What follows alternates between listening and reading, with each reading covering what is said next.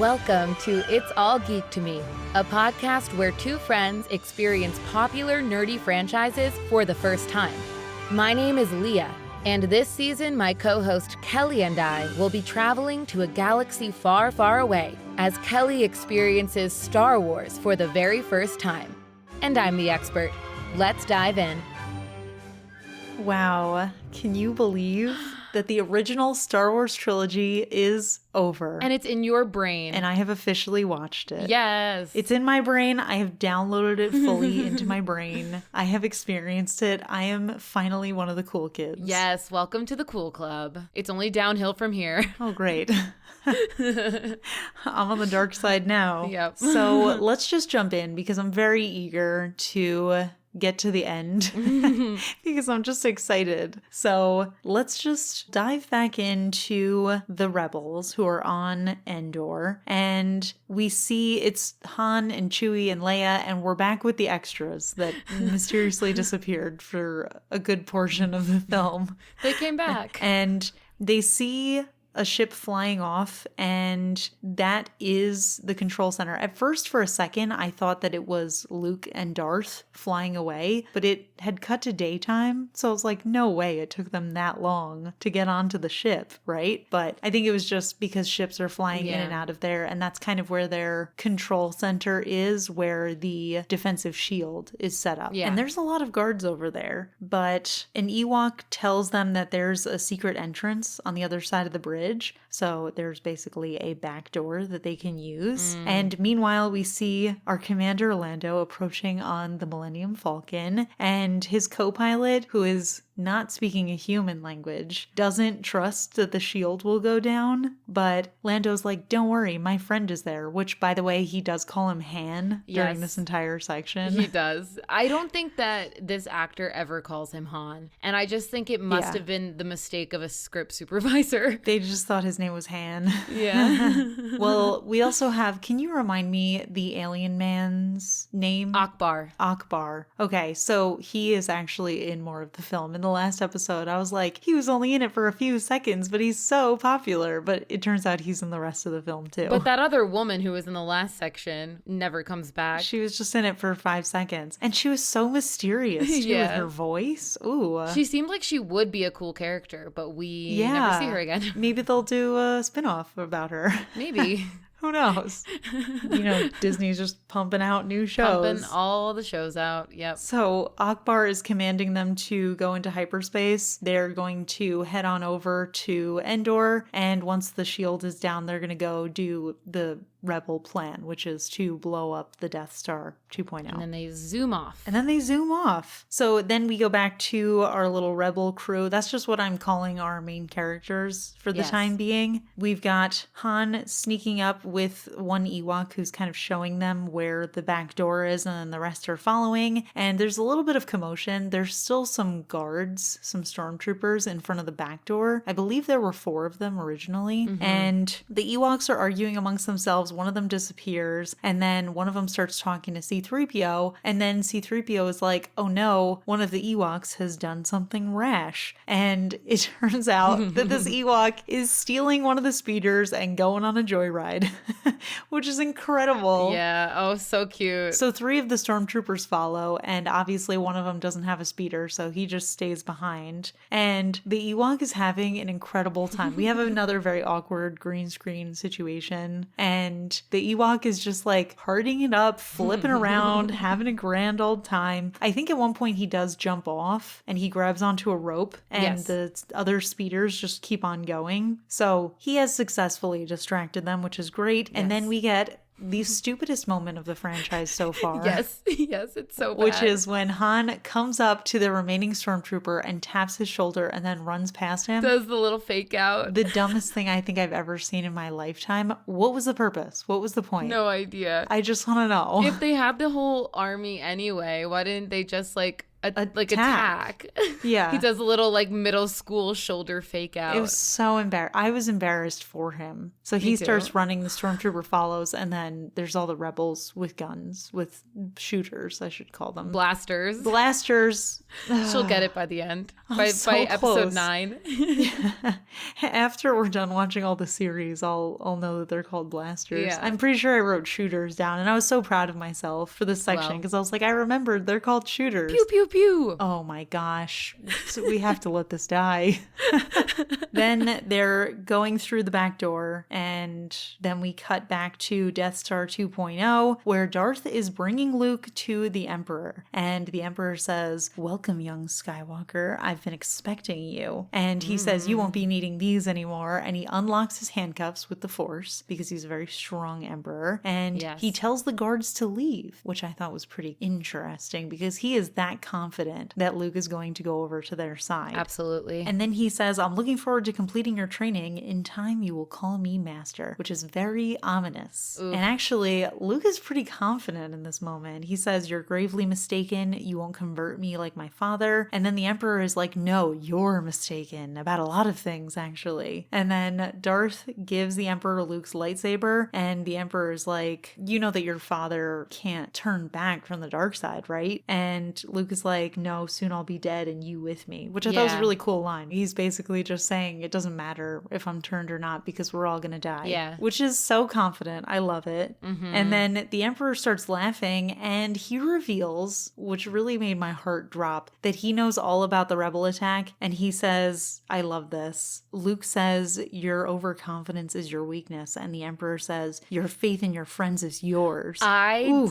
loved it. didn't write that line down because I knew you would write it down. So I was like, it's why incredible. even tire my hand? Because I know that Kelly's going to repeat this one. And then Darth says, "It's pointless to resist my son," which I had to keep on doing quotes because everything in this interaction is awesome. Yeah, really great quotes here. Don't mind me saying exactly what they say and basically just parroting them. But like I said, my heart is sinking because the Emperor does say that he's planned everything and the rebels are walking into a trap. He was the one who fed the information to the Alliance about the shield generator and that he's got his strongest troops waiting and he's gonna kill them. And then when the rebels arrive to take down the Death Star, the shield is gonna be quite operational. So a little scary there. And then just to heighten the tension a little bit more, we cut back to Han and the crew and they're taking over that command center on Endor. And the second dumbest thing happens where one guy runs up and he's like, "Freeze!" And then Han throws something at him and he falls off of this balcony and he's like, "Ow!" as he's falling, which is so cringe. Okay, so in the beginning of this film, when they were in the Sarlacc pit scene and people were like falling into it, we heard another one of those Wilhelm screams that I mentioned in the first movie. That also, the freeze and the scream may have been the Wilhelm scream, but I'm not 100% sure. Because in this scene, there were a lot of screams, and I feel like normally I'm like 100% sure. This one, I was a little unsure about, but I think because they made such a moment of it, it may have been. Oh my gosh. Well, it was a cringy scream. It was. The green screen was terrible. Oh, the green screen was so bad. Yeah, that was bad.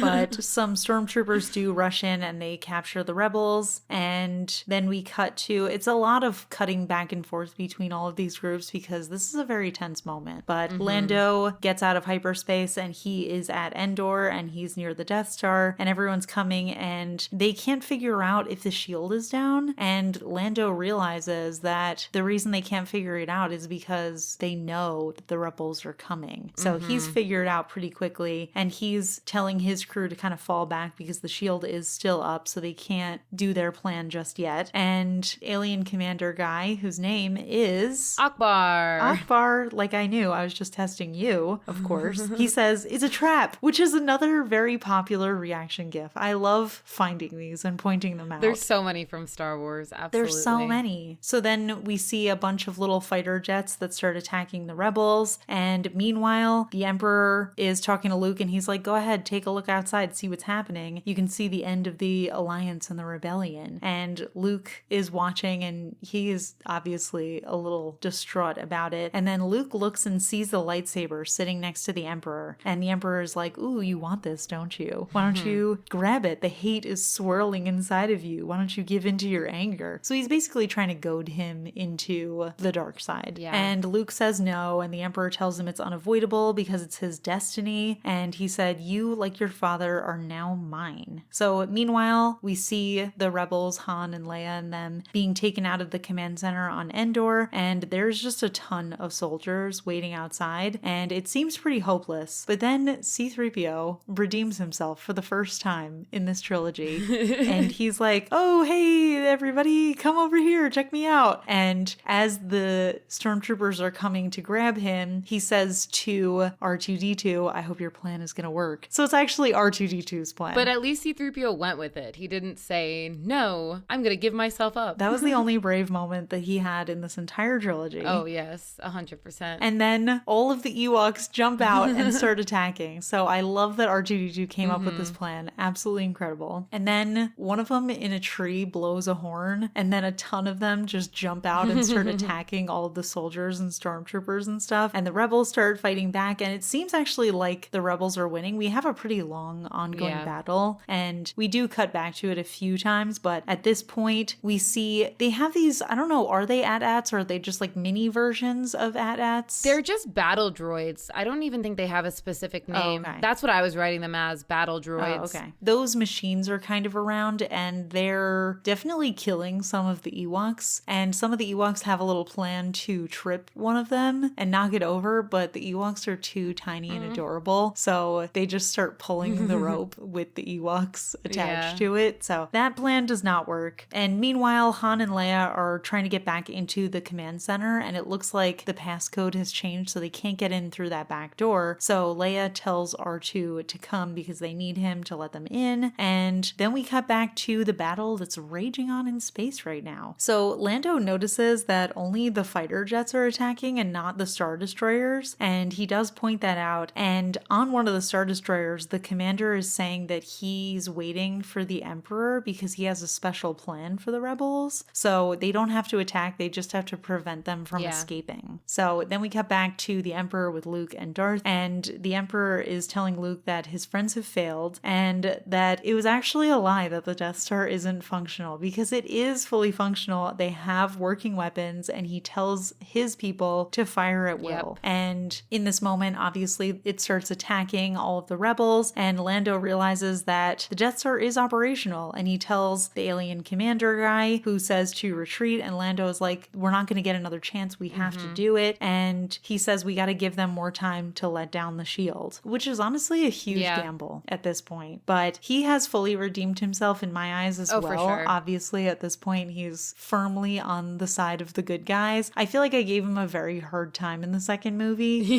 You did. He is fully a good guy. So we do like good guy Lando. I think the thing with Lando is, you know, we're seeing the film from the perspective of our characters, of Luke, of Han and Leia. So Lando, when we first meet him, goes against our beloved characters, but he has a whole other motivation behind what he is doing. You know, he has all his people that he's trying to save. Absolutely. And now that he's given the opportunity to fight against the Empire and Darth isn't standing next to him literally with his life in his hands, he can be the good guy we know he was. Yeah, you're right. I will give him a pass. I'm sorry, Lando, for being so hard on you before, but you were a good guy. Yay. Good guy, Lando. So then back on Endor, C-3PO and R2-D2 are running over to the back door where Han and Leia are, because they are going to help them open that door so that they can turn off the shield. And as R2 is trying to decode or whatever, a stormtrooper shoots him. And at this point, I thought that R2-D2 was 100% dead, but we find out that he does survive it. It is hard to kill a droid. Yeah, I guess that's fair. But he was fully like electrocuted. And even at one point, C-3PO was like, oh, why did you have to be such a hero? But luckily he was not dead. And then Han is like, well, I guess I can hotwire it. And I'm just Why like, didn't why you didn't do you just do that from the start? I don't understand. Bad writing. Yeah.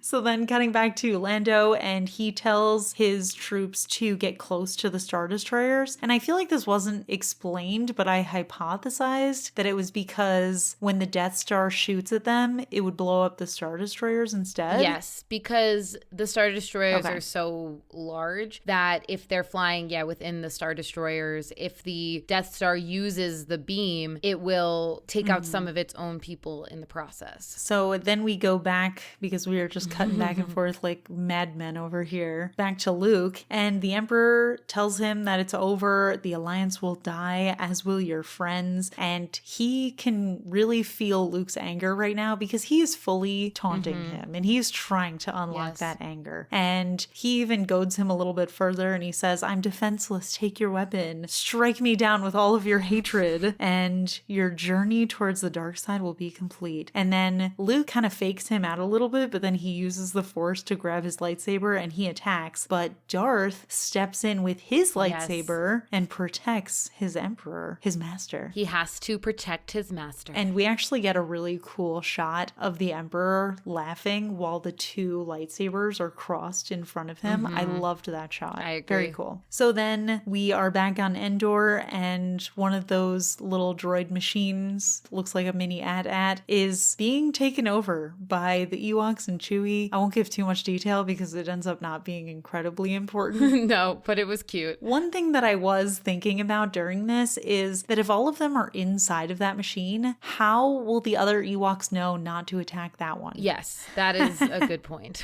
So then they're shooting down stormtroopers, they're shooting the other ones, and then it seems like the tides have turned because the rebels are now winning the battle. And we also see Princess Leia getting shot in the arm. Oh. Does it count for anything? Who could say for I sure? don't count that one. I mean, if we're counting Luke getting shot in the hand, I feel like that should have been like a 6.5, and then this brings it to a 7. Yeah, but at least they showed the injury happen and then he referenced it later. For her, I just feel like if she got shot in the stomach, it might have the leg, she won't be able to run. It's like an easy injury where we're like, okay, she got hit, but she's not gonna die from this. Yeah, she got clipped. Yeah. I don't know if we should count it. Oh, well, anyway, she falls and Han is looking down at her, and these stormtroopers kind of surround them and they're like, put your hands up. And I know you're just jumping for joy at this part because he looks down and he sees that Leia has her blaster and he's like, oh, I love you. And she says, I know.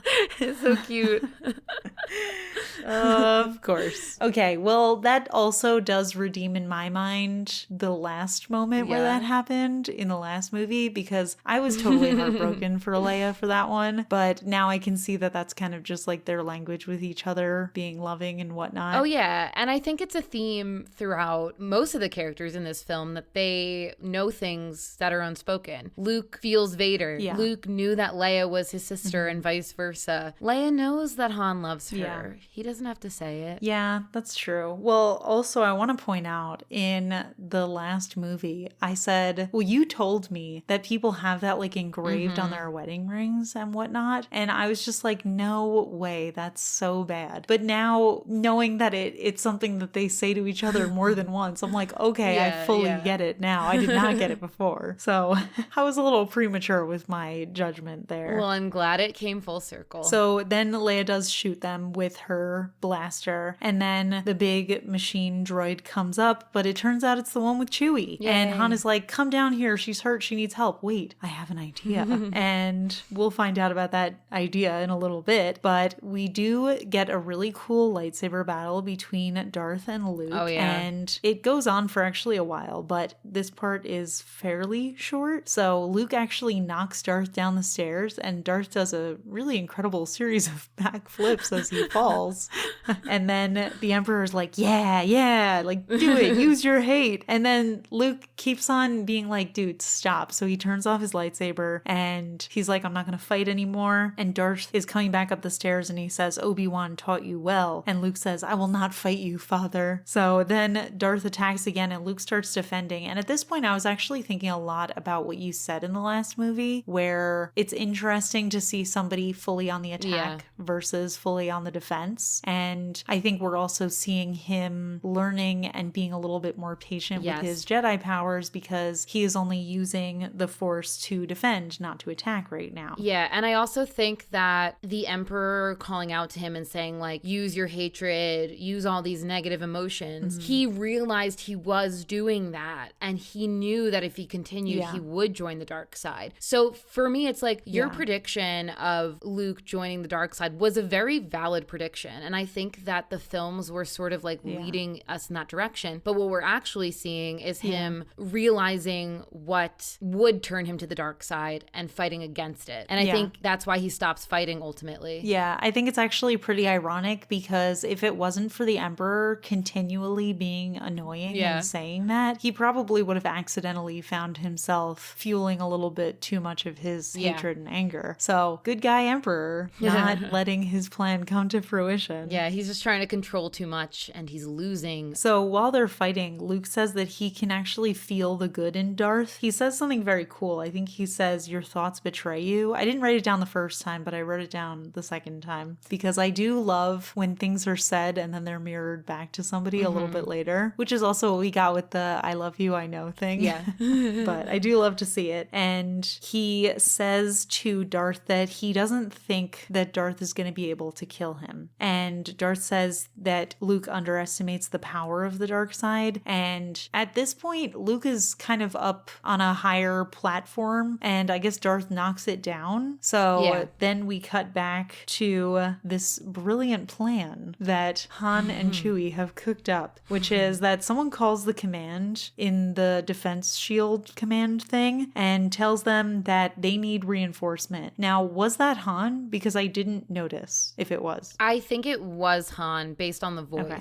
Yeah. Yeah, I'm not as familiar with his voice, even though I've watched all these movies now. But I feel like that's the kind of thing that you pick up on the rewatch once you know what's happening. You know? So then the one commander guy is like, send out 3 squads, go through the back door. And they run out, but it was Han and the rebels tricking them. So they're surrounded. The rebels get in and they put a bomb on the little shield mechanism thing. So then we cut back to Darth. He's looking around for Luke and he says, you can't hide forever. And Luke says he's not going to fight. And Darth says that giving into the dark side is the only way to save his friends. And then that's when he mirrors back what Luke said to him, where he says, your thoughts betray you. And as he's reading Luke's thoughts, he also realizes that Luke has a sister, a twin sister. And he says, Obi-Wan was wise to hide her from me. Now his failure is complete. And then he says, if you will not turn to the dark side, perhaps she will. And this is what inspires Luke to attack again. Ooh. He gets worked up. I know. He gets so mad. So then we have a really long and honestly beautiful lightsaber battle. And it gets to the point where Luke chops off Darth's hand. We got number 8. And we got an 8, everybody. We're at 8. And it's actually really cool because he does chop off his hand and we see that it is a robot hand. And the Emperor is laughing and he's like, good, your hate has made you powerful. Fulfill your destiny and take your father's place at my side. And then Luke looks at Darth's mechanical hand. He looks at his own and then he throws his lightsaber and he says he'll never go to the dark side. And then he says, you have failed. I am a Jedi like my father before me. Oh, that line gave me chills. I love that part. And then the Emperor says, so be it, Jedi. Return of the Jedi. Love it. We love it.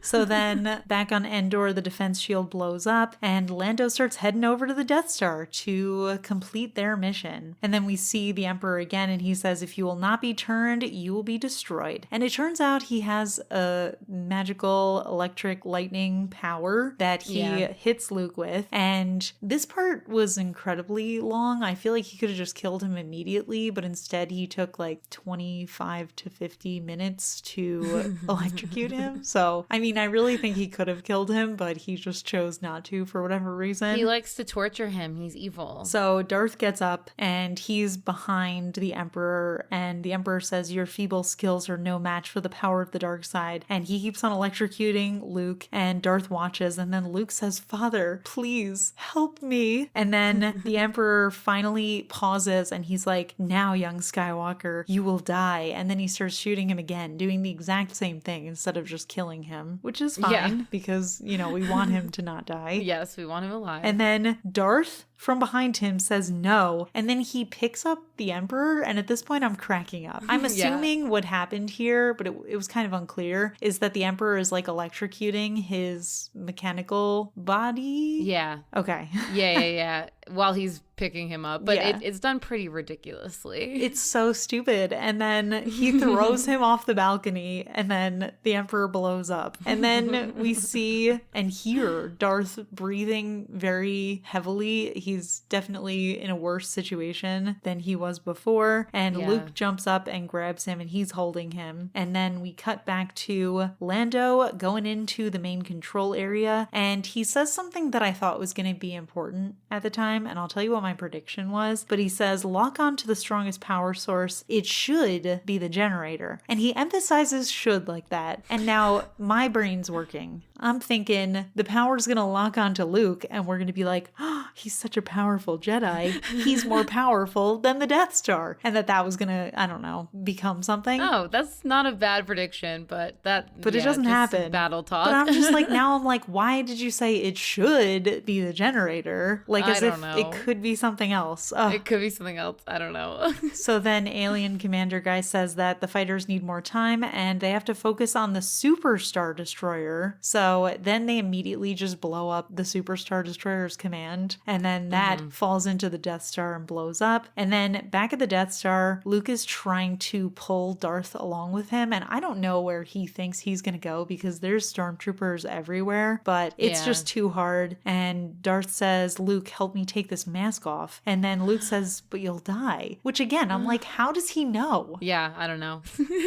I thought that too. How does he know like that Vader can't survive without his mask? Maybe it's something that's known throughout the galaxy. I don't really know. But then I was also thinking about, well, what happened before when his mask was off and we saw the back of his head? But then I guess it wasn't like the front of his mask. It was just like his helmet portion. Yeah. So then Darth says that nothing can stop him from dying, but he wants to look at Luke with his own eyes just once. So then Luke takes off his mask, and I was actually a little disappointed at this point. Now, in this section alone, we have 3 different actors being Darth Vader, because we've got James Earl Jones doing the voice, then we have this random dude behind the mask, and then later at the end, we'll talk about there's somebody else in there as well. But I'm just like annoyed because I thought that we were still going to get the James Earl Jones voice, but instead we just have Darth being like, now go, my son, leave me. And I also wanted to point out, if you recall the Power Rangers movie, which was one of the best movies of all time, I was kind of thinking, oh man, I don't even remember that guy's face, the face guy. Do you know who I'm talking about? I mean, I must have seen it, but I can't recall anything about those movies. I honestly only remember little images. We should watch that.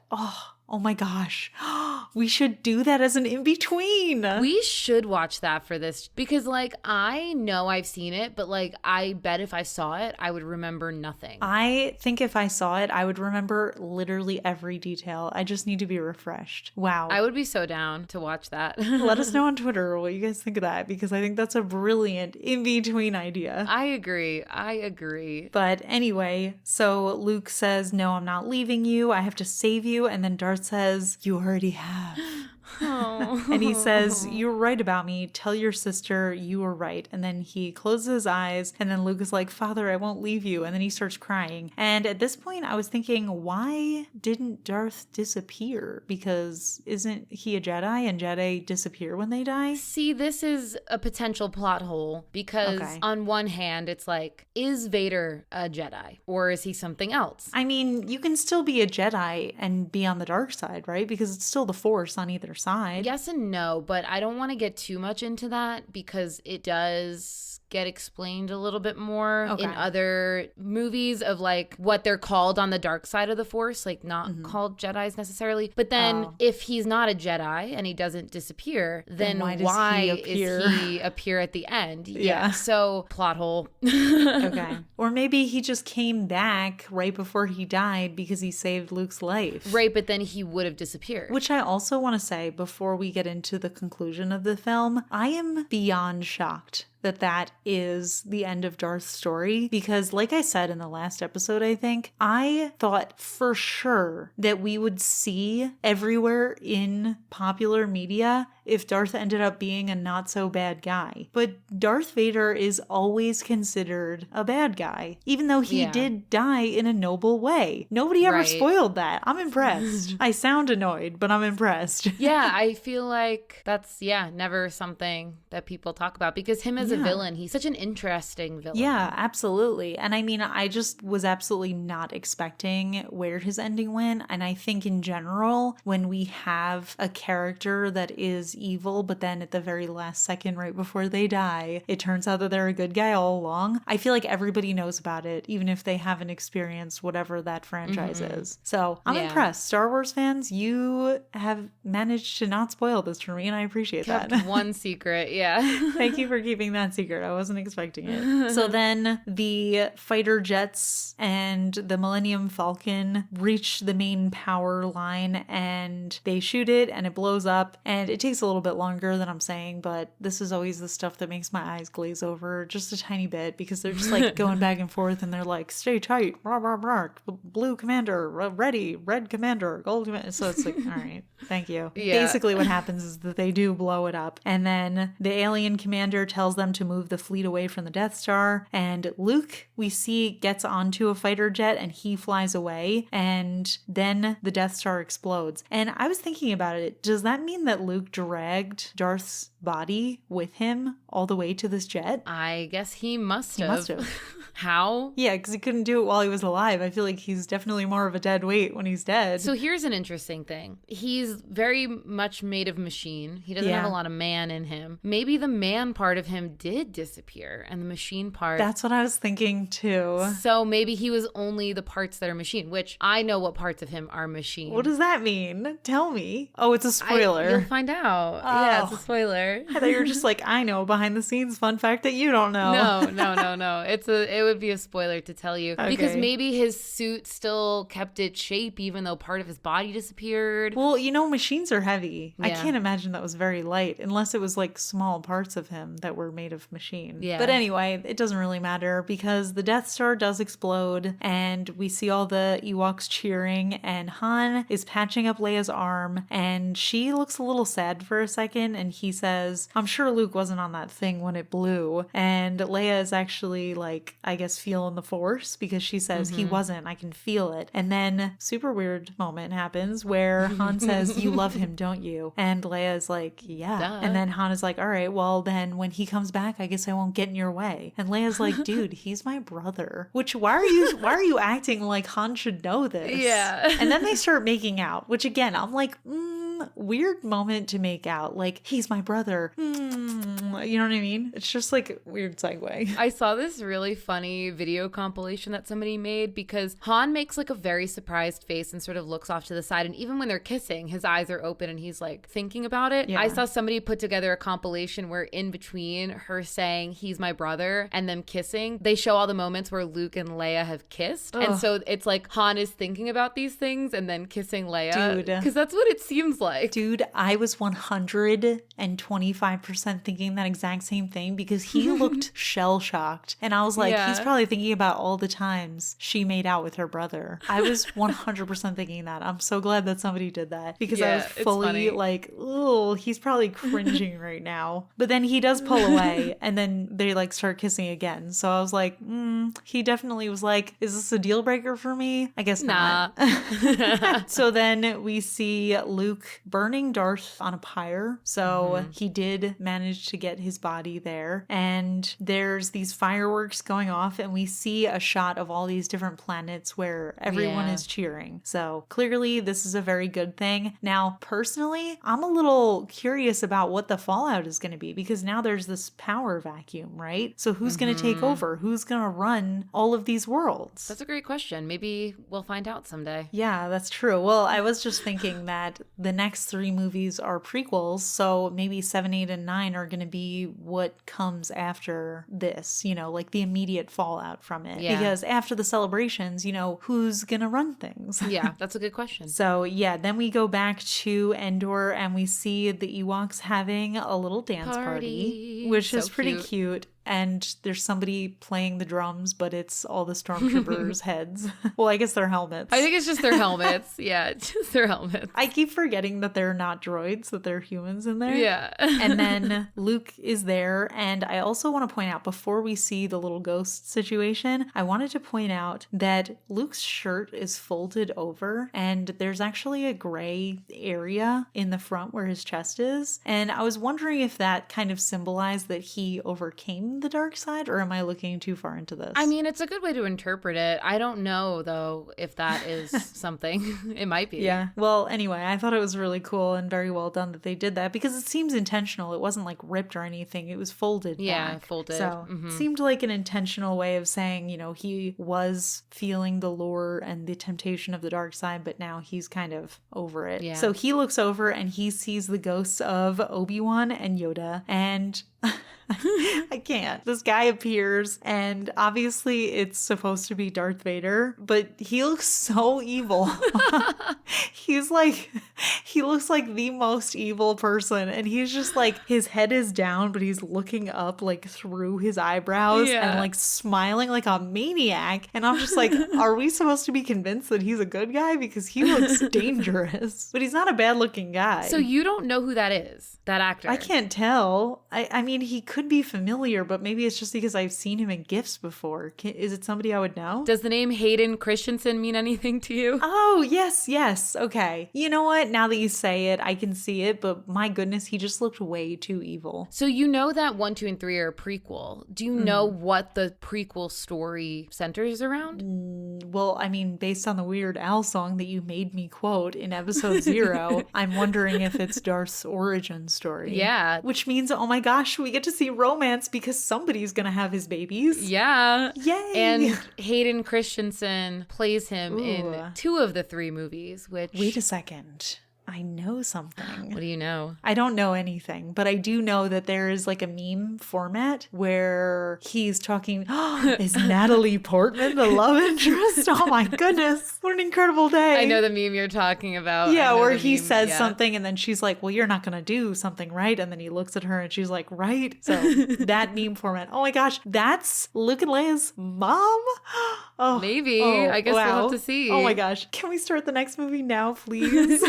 So you know that I don't love episodes 1, 2, and 3. I have a lot of issues with them. Are you serious? Oh no, what if I love them? I do feel like every time I watch them, I like them more because the things that bother me less, I guess is the best way to explain it. But something about them is our generation loves these movies because they watch them as children. You know, that's their nostalgia. I didn't watch them as a child, so I don't think I have that nostalgia, which is why I have such hatred for them. Hatred, that's a strong word. I don't want to go to the dark side, so I'm not going to use the word hatred. It's a strong word for somebody who has Star Wars tattoos on her body. We just don't agree with each other, you know? Okay. It's like you and dairy. I'm sorry.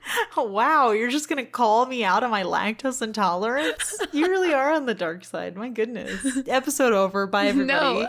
No, we have to get your final thoughts. Like, it feels like you liked the movies. I loved it. Yay. I loved it. I will say number 5 still remains my favorite because I think that end scene with Luke and Darth was probably one of the coolest media moments ever. I mean, there's a reason why it's so popular, right? And it's because it's awesome. I liked that lightsaber battle better in The Empire Strikes Back. I did too. Yeah, I thought that was a better one. I think that's, if you're ranking lightsaber battles, I'd say 5 is the best, then 6, and then 4. 4 is the worst of all of them ever.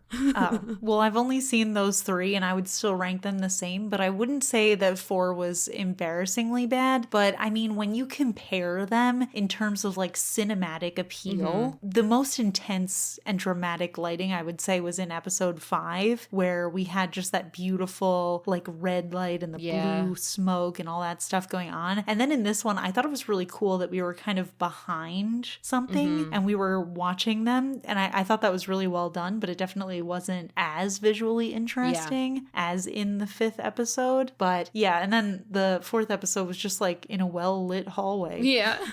So not that exciting. Not but as. I did think it was a cool battle between like master and student. Yeah. So in that sense, it was still pretty cool. And I will say that episode 1 has my favorite lightsaber battle and potentially the best one. Okay. I'm excited for that. Yeah, it's a good one. It's a good one. Well, thoughts on the trilogy? I think the first one was okay. If I were to rate them, I would say the first one I would probably give like a 5 out of 10. The second one, easy 9 out of 10, honestly. And then this third one, I would probably say maybe around 8.5 out of 10. Those are good ratings, though. I loved them. I mean, people say, and you've said that the original trilogy is the best, but I'm going into the rest with incredibly high hopes because I'm fully invested in this franchise. I love it. I am, what do fans call themselves? A Star Wars-y? Star Warian. I don't know. Is there a fandom name? Star Wart? A Star Wart. Jedi? You are not a Jedi yet. I could be a Jedi. I am just C-3PO though instead. Oh, but this is actually fun. I think you'll like this. So you know how there's Wikipedia? Star Warsopedia? Wookieepedia. How cute, right? Oh, I love that.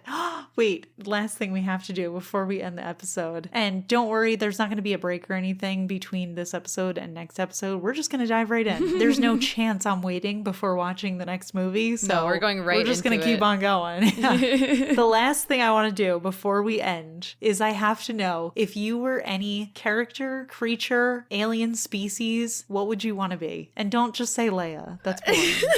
I was going to say.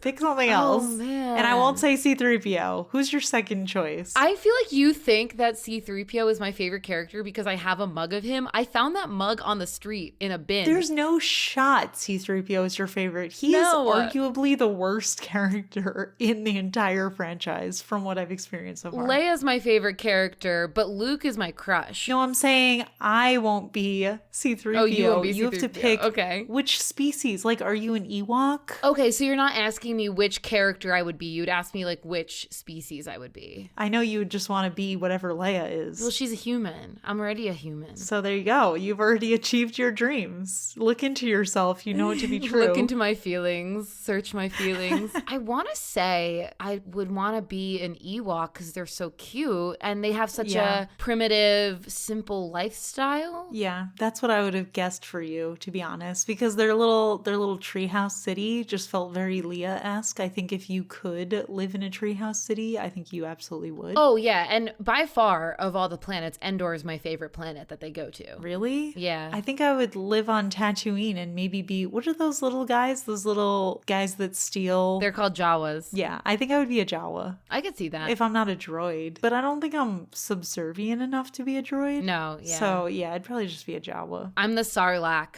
eating people. Yeah, well, you have green hair right now at the time of filming this. I don't know what color your hair will be when we post it, but you're giving off plant vibes. Yeah, so I could be the Sarlacc. Okay. Well, Eating my enemies. There you have it, folks. Digesting for 100 years. I think we should do something a little fun. So if you have Twitter, which I know not everybody has, but if you do happen to have it, why don't you tweet us at All Geek Podcast and tell us what manner of species you would be. But don't mention any species that we haven't seen yet. No spoilers. Right, that's important. Or in this trilogy, what character you identify with the most. Yeah, because we already know Leah identifies with Leia, and I unfortunately identify with C-3PO. So tell us your thoughts, who you think you're the most like. I don't want to be C-3PO, but I know myself well enough you have to acknowledge it.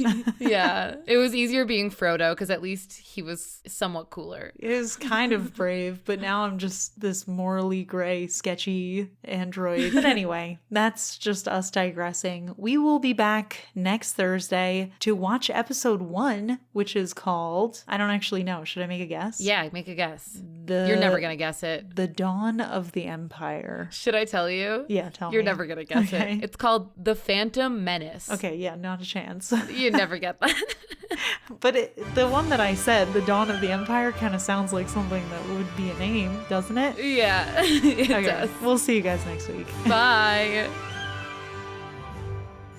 You've been listening to the It's All Geek to Me podcast, hosted by Leah and Kelly.